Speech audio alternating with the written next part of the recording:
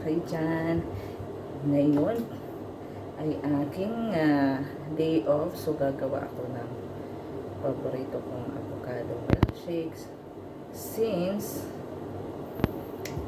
mahal sa labas, so gagawa na lang ako ng sarili kong version. Avocado. Ayan. Lagay natin ng isang fresh na avocado. Ayan. Nabili ko siya sa kasi siya nasa braso ko, ang laki. Nabili ko siya sa grocery. Ayan. Isang piraso lang dahil marami ng juice ang magagawa nito. So, lalagyan ko siya ng isang avocado. Yummy, yummy ito. And ilang spoon ng sugar. 2, 3, 4, 5. Ayan. Para yummy. And then, lalagyan ko siya ng ice. Wait a minute.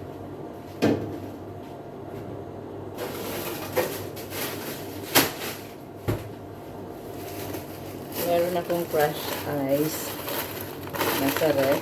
So, lalagyan ko siya. Ulok. Basura na ito.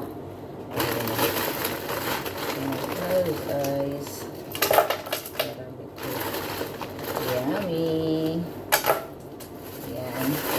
Itong damihan ng ice kasi since ito, meron akong fresh milk. Fresh milk. Lagyan ko siya. Hindi ko na siya yung pangit. Dagdagan ko na lang para sarap-sarap ko lang mix. Ayan siya. So, start natin.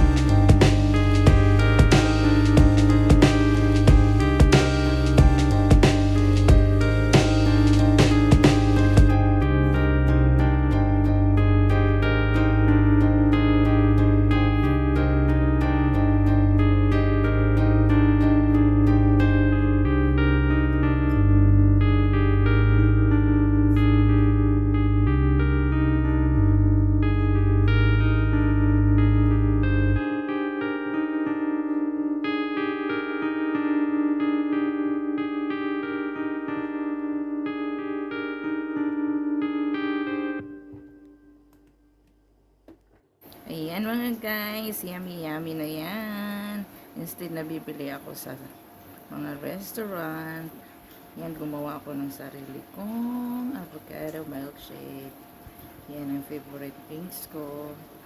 Ayan, sana nakatulong sa inyo, doon sa mga katulad ko, laging nagka-crave ng avocado milkshake. Gawa na rin kayo ng sarili nyo. Thank you for watching. Please like, share, and subscribe. Bye-bye. Thank you po. Enjoy ko ang avocado milkshake. Thank you.